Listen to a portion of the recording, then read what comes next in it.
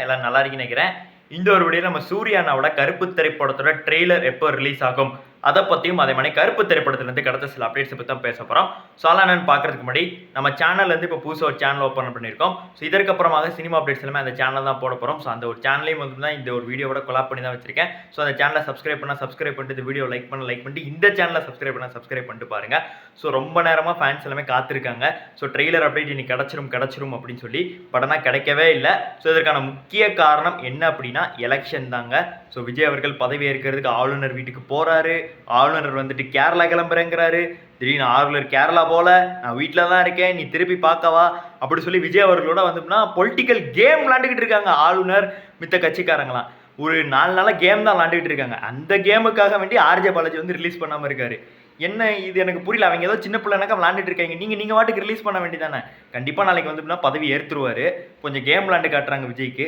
So ஆளுநரை போய் சந்திச்சு பதவியெல்லாம் அவர் வந்து கண்டிப்பாக ஏற்றுற போகிறாரு. அதை காரணமாக வச்சு நீங்கள் ஏன் ட்ரெய்லர் விடாமல் இருக்கீங்க?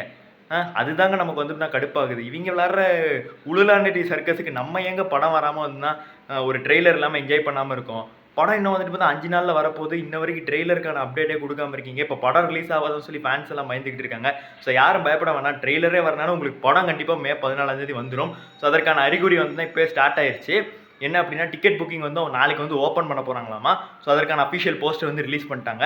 நம்ம தமிழ்நாட்டில் வந்துன்னா சக்திவேல் அவங்க தான் வந்துட்டுனா இந்த ஒரு படத்தை வந்து எடுத்து வந்து ப்ரொடியூஸ் பண்ணுறாங்க, டிஸ்ட்ரிபியூட் பண்ணுறாங்க கரெக்டாக சொல்லணும்னா. ஸோ அதே மாதிரிக்கு ஆந்திராவில் வந்து அன்னபூர்ணா ஸ்டுடியோஸ் அவங்க வந்து பண்ணுறாங்க. கர்நாடகா நம்ம கேவிஎன் ஸ்டுடியோஸ் வந்து தான் பண்ணுறாங்க. ஸோ இந்த மாதிரிக்கு எல்லாருமே வந்து எடுத்து வந்து டிஸ்ட்ரிபியூட் பண்ண ஆரம்பிச்சிட்டாங்க. ஸோ டிக்கெட் புக்கிங்கும் பரவாயில்ல ஓப்பன் ஆக போகுது. நாளைக்கு எல்லாமே பிளாஸ்ட் ஆக போகுது. பட்னா என்னன்னா ட்ரெய்லர் இல்லாமல் டிக்கெட் புக்கிங் ஓப்பன் ஆக போகுது. ஒரு நல்ல ப்ரொமோஷன் இல்லை. ஸோ தமிழ்நாட்டில் ஒரு ஆடியன்ஸ் நடந்துருச்சு. இப்போ கேரளாவில் போய் ஒரு ப்ரொமோஷன் ஈவெண்ட் பண்ணி நம்ம சூரியனை வந்து பண்ண போகிறாரு. அவ்வளோதான். பெரிய ப்ரொமோஷன்லாம் வெளியாகுது. நமக்கு அதான் தேவை. ஹைப் இல்லாமல் ரிலீஸ் பண்ணுவோம், அவ்வளோதான். பட் ட்ரெய்லர் இன்னைக்கு அப்டேட் நைட்டாவது ஏதாவது கொடுங்க. நாளைக்கு ட்ரெய்லர் ரிலீஸ் பண்ணிடுங்க. அந்த நாளைக்கு ஜோசப் விஜய் என்னும் நான் சொல்லி பதவி ஏற்றுருவார். அவருக்காக வேண்டி நீங்கள் காத்திருந்து ஃபேன்ஸ் தேவையில்லாமல் வந்துன்னா இரிட்டேட் பண்ணாதீங்க. ரொம்பவுமே தப்பு dream warriors and RJ Balaji sir. So கொஞ்சம் வேகமாக வந்து தான் பண்ணுங்கள். ஸோ நன்றி, வணக்கம்.